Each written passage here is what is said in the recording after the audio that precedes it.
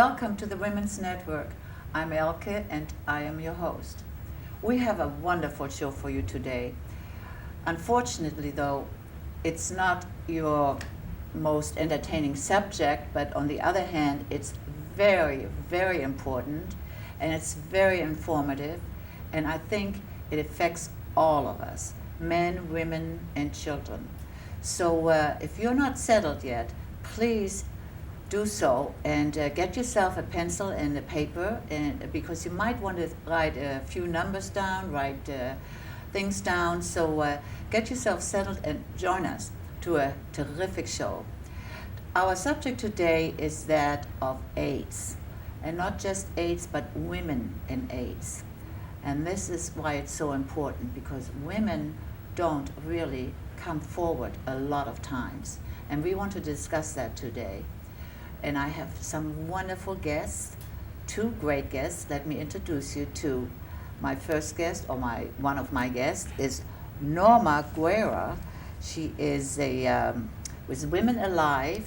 And Norma, so Hi. nice to meet you. Thank you. Why don't you tell the audience a little bit about your affiliation with Women Alive? Hi, my name is Norma Guerra. I'm a treatment advocate at Women Alive Coalition in Los Angeles, and I'm a peer treatment advocate. I guide women that are HIV positive to their doctor and make sure they adhere correctly to their medications, and also I facilitate support groups for the monolingual community. Well, you have a lot to tell us, so and we have to get a lot in. My other very, very important guest is Carla. Carla, so nice to have you here. Thank you. Ooh, your handshake. Tell us a little bit about yourself. Hi, I'm a mother of 6. I have 3 adult children, 3 small children, ages 4, 6, and 7.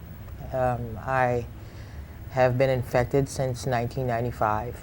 It's when I found out, and it was all through mistake. I am on the HIV and AIDS Commission in LA County. I currently hold the women's seat, so I represent and talk about women's issues. I'm due to be reassigned to the 2nd district seat, a supervisorial seat, and I'm very active in my community. I'm on a mission now to either slow this disease down or stop it dead in its tracks. Well, I tell you one thing, I am so happy or grateful and blessed to have you here, because from talking before the show, I don't see how you have time to even be on the show. So I'm really, really grateful. And looking at you, I mean, you look to me like the healthiest person on earth. And being so involved. I mean, what got you going? What made you? What prompted you to think anything was wrong with you? I didn't. But I also wasn't taking care of myself. I wasn't going to my doctor's appointments, my annual physicals. I wasn't doing these things. I wasn't doing the gynecology thing. I wasn't getting the mammograms or the breast exams. I wasn't going through any of that. I was too busy making money, living life, and having a really good time at it. And then when you finally did, let's say you went to the doctor for... I went to the doctor after my sister, who's a healthcare professional, pushed it. And I mean, she was saying, you know, you need to get an exam. You need to get a physical, and you need a breast exam. Why?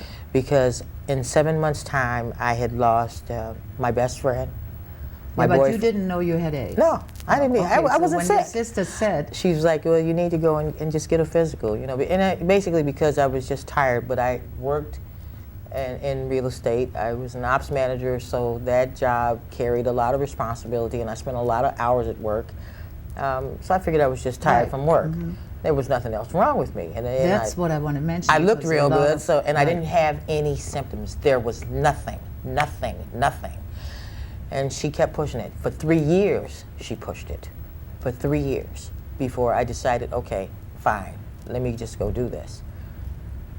And maybe I can shut her up, okay? So I go to the doctor, and I'm going through the whole thing, and they draw the blood, and they're going through all of that, and I had to go back for results and that kind of thing. And when I went back, I never would have guessed in a million years that this man would have told me I had AIDS. You had AIDS. I had AIDS. What he said to me was strange because the way he approached me, he was like, well, how do you feel? I'm like, I feel great, and I'm looking at my clock. I'm like, look, time is money. I need to get to work.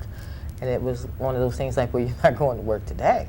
But did you have an AIDS test? I had the test. Oh, you had the test. Together with everything else. All right, so that was just part of your... It was just part of the routine. And do you think that's a good idea for other people to... Yes, I would for say everyone? Demand yeah, definitely. it. Wow. Demand it. As a matter of fact, take that test. Every time you get a physical, take that test. If you're having any kind of sex, it's a good idea.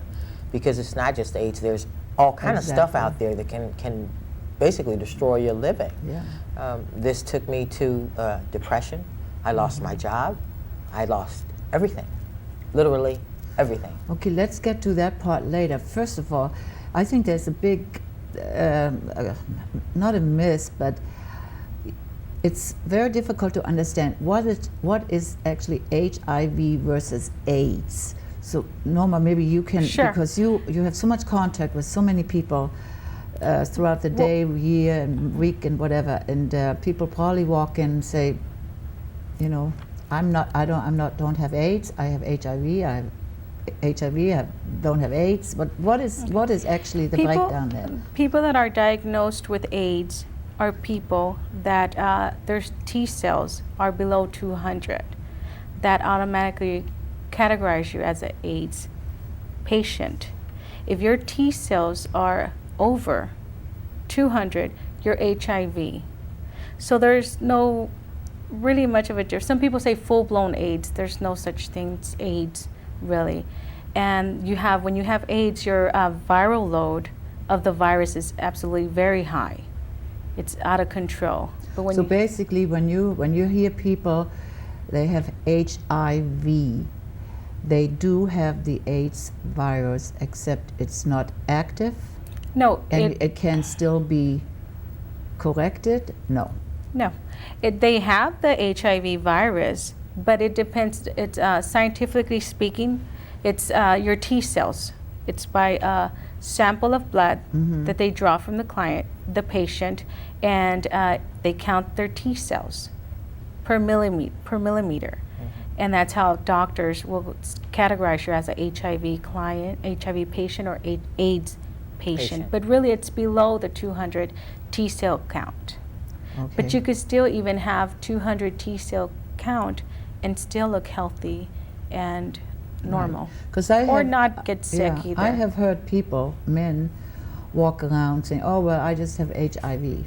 So, and you can clarify that is really a dangerous thought. It's a very dangerous thought. It's a very dangerous thought. Right. It can easily progress into AIDS if you don't take steps to put up fences to block that virus. What basically happens is your T cells will drop, they'll go down. I had 12 when I went to the doctor. I had 1.1 million copies of virus in my system, and I had never been sick. So that, it shows that you don't know, said, you don't know. And here we go with the next step. What do we do once we find out we have it?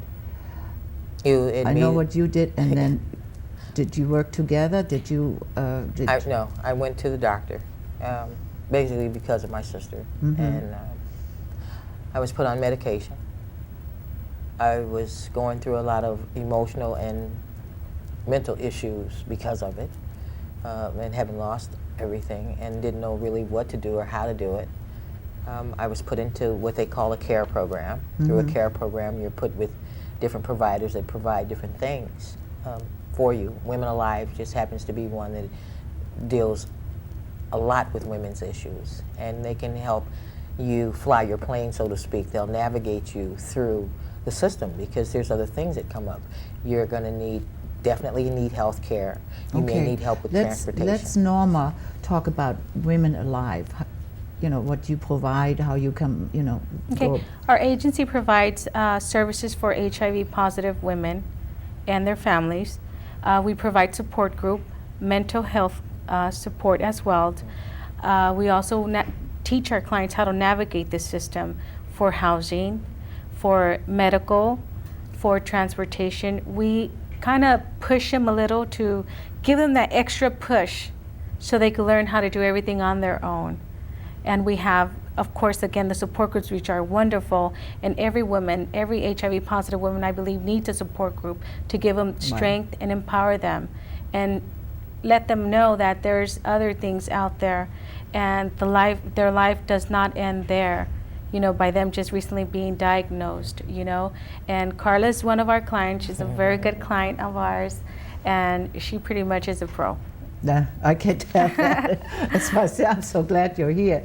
Now, let's talk about the statistics, because I think that for some years we thought, it's all under control. It's we don't have to worry about it, and all of a sudden, we're talking about other countries. We're going to other continents, and what about here?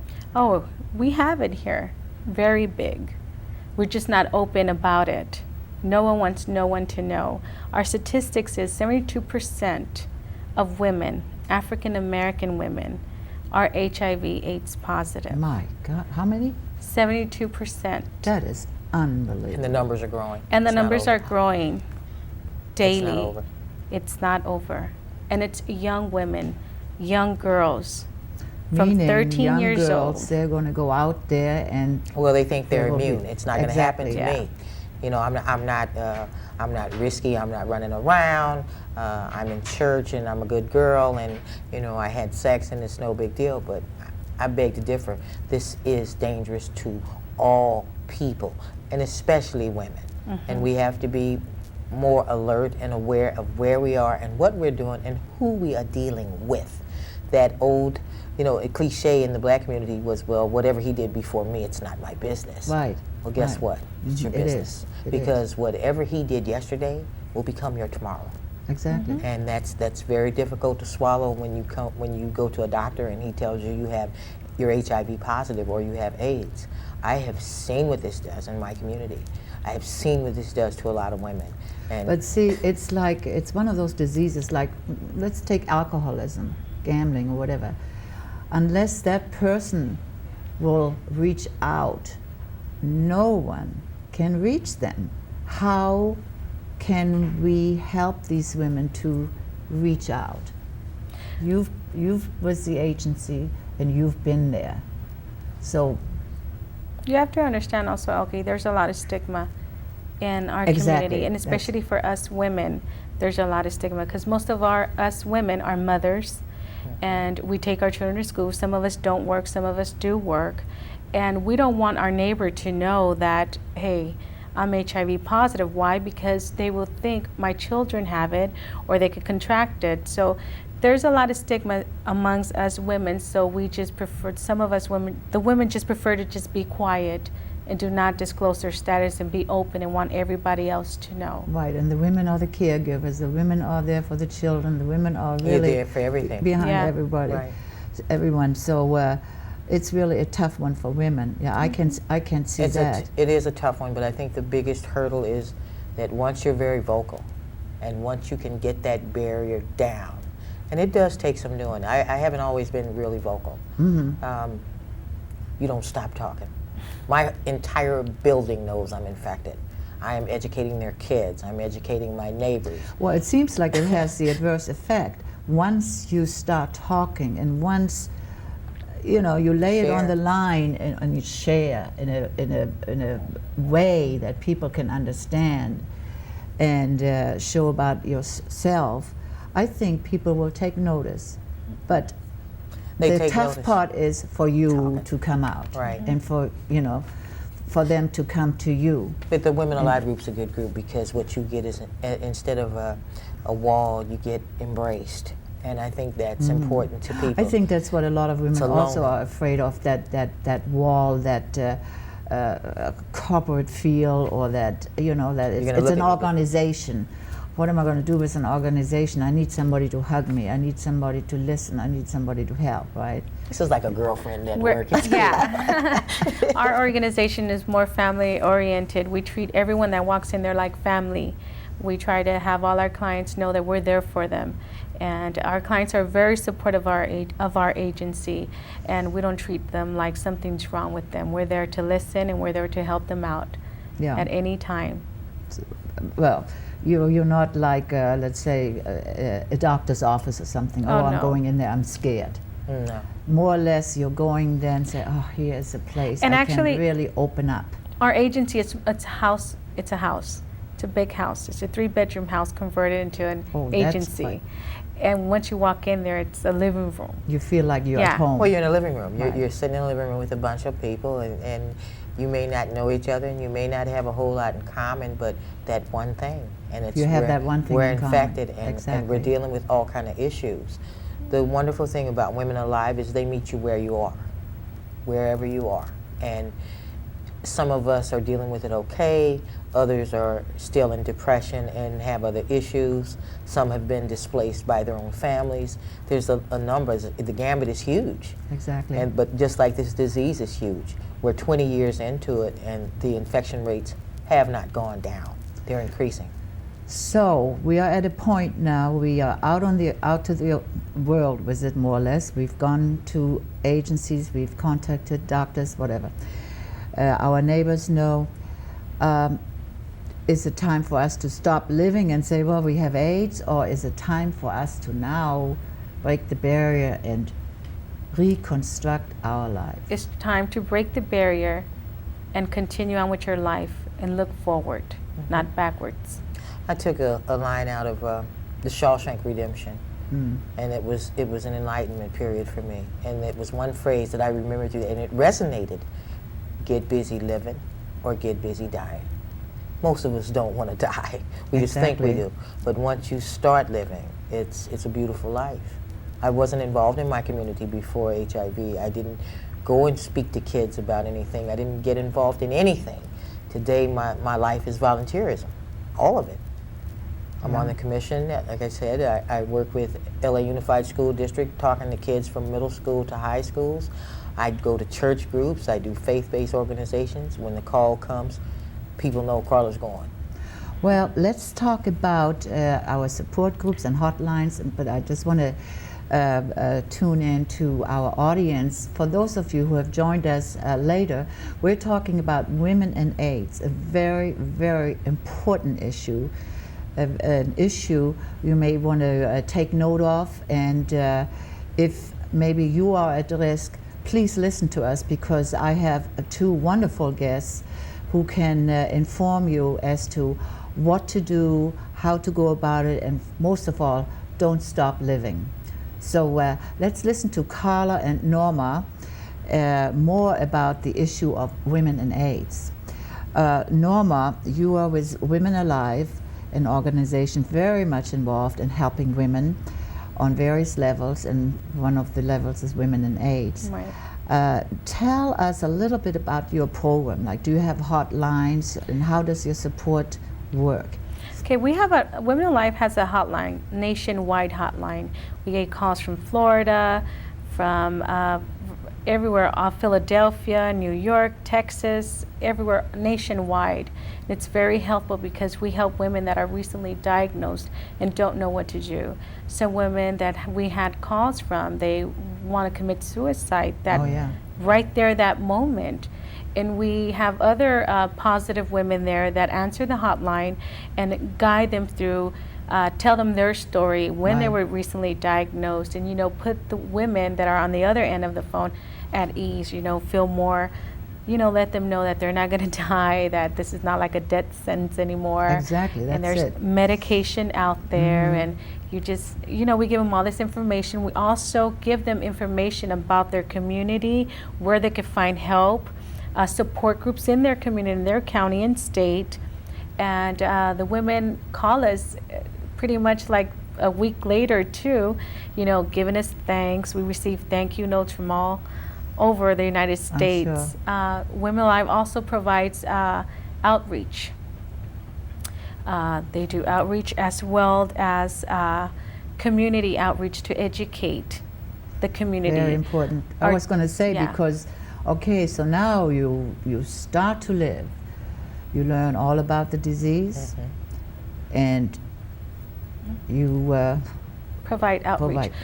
We have a community outreach at Women Alive. Her name is Kathy Bush, and she provides outreach and educational outreach for children, women, and anybody who wants to know. She goes to local church, elementary, high schools, and junior highs, most of all, and as well as one-on-one with any woman or any group of friends that want to get together and educate themselves about HIV and how to protect themselves, most of all. very important. Everyone, very important. everyone there that is having sex is at risk. Now, Carla, you probably can talk about that. So you're diagnosed, and you feel, oh my God, what am I going to do now if I have a relationship? I'm sure some women feel like this is it, no more relationships, no more. You're still a woman. That doesn't You're change, still a woman. regardless of Well, the I'm disease. so glad to hear about The that. good because you're- thing, yeah. the good thing is that the men come. I have friends that are married. The partner is negative. She's positive, and that's in a lot of relationships. The thing is for everybody to be educated to understand. Right. Fear can debilitate a community. Right. It can debilitate you, but the more educated you are, the better equipped you are to deal with it. I don't mind being by myself. I kind of like it. I'm trying to learn who I am, and I like the new life. But if I should meet somebody, the first thing I do is let them know I am. That's very I important. have right? AIDS. Look, I have AIDS, okay? And you really want to deal with this and get it out early. For those that find out in the midst of their relationships that they may be infected, it's a good idea to sit that partner down and tell them. If you're having a problem telling them, then you need to ask your doctor to get them informed. There are means and vehicles to which you can inform people, because the longer you wait, the Right. more dangerous it gets. Also, let's look at the other side of the coin. I mean, if that particular partner doesn't want to be with you because you have AIDS, I think more powerful, because that person is not ready to deal with you, nor with the disease, nor with anything in life, in a way. I think you're kind of lucky. And well, relationships are stronger when you deal with the hard stuff. Exactly. So the main thing I'm hearing is get it out. Talk about it right away. Don't be shy, and Don't let fear, your Don't own fear, fears. right. You have people that are living in, they have high-powered positions or jobs, and they have fiancés and girlfriends or wives, and they find out, oh my God, I'm infected. How do I tell my wife? Well, I shouldn't tell her. Well, no, that's wrong. Tell her. That woman is more resilient than you give her credit for. A lot of times they're going to just walk through it with you. If they love you, they're going to walk through it with you. If not, they're going to leave you, which they would have left anyway. So Right. what did you lose? that's So right. you move- That's what I mean. move on. That's what I mean. So let them go. Let them go. What about a drug program and do you, drug program, spiritual health, mental health? Do you have? Yeah, Women Alive provides mental health for our clients. We have 2 licensed mental health specialists there. Or what about women without means?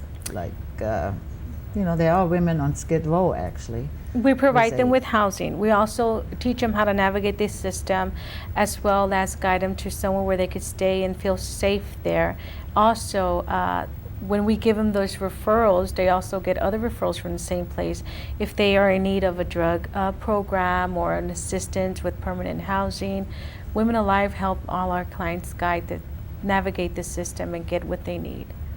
Now, do some women stay at your facility? Or No, do we you- don't provide. Unfortunately, we don't provide housing there. But you have women's shelters available. We have and you women's have- shelters available. So what I'm hearing right now, it is really important for women that think by some way they are infected, to get in touch with someone, to get in touch with someone who has AIDS or who is HIV infected, or get in touch with any agency. How do you find these agencies? The women? Yeah, I mean, let's say Usually through their you're out provider, there, to you know, their like healthcare provider. Okay, so you do have to reach out. Yes. Again, you do have to make. A lot of times the Contact. doctors are doctors. equipped with counselors in their offices a lot of times that can direct you. It's up to you to get out there and go see about yourself. Get up and go see. It's okay. Right. Life's not over. It doesn't end. That's the main thing. Life is not over. I thought I'd be. I've got a signal 3 minutes, and I'm halfway through with my list. So let's end this program on a positive note, because from what I see from Carla and what I hear from your program, I mean, there is help. The life out there is a Huge. beautiful life. Sure is. If you construct it that way. Carla, start with something that we can all take with us. Life doesn't end with AIDS. It continues with AIDS. It can empower you, just depending on how you look at it. You either see the glass half empty or you see the glass half full. It mobilized me to get involved, to get educated, to get helping with somebody else. I know what this is like, and it's not fun, but you can turn it around, and you can live really well. God, I like to hear that. I love to hear those words. You can turn it around, because like you said earlier, over and over again, I heard you say fear. Don't let that fear get you. Norma? I would say everyone, women, men, young girls and young boys, get tested. It's better to know than not to know. I think that is very important, and Carla mentioned that earlier. Get tested. Get and tested. don't think because you have a cold, there's nothing further wrong with you.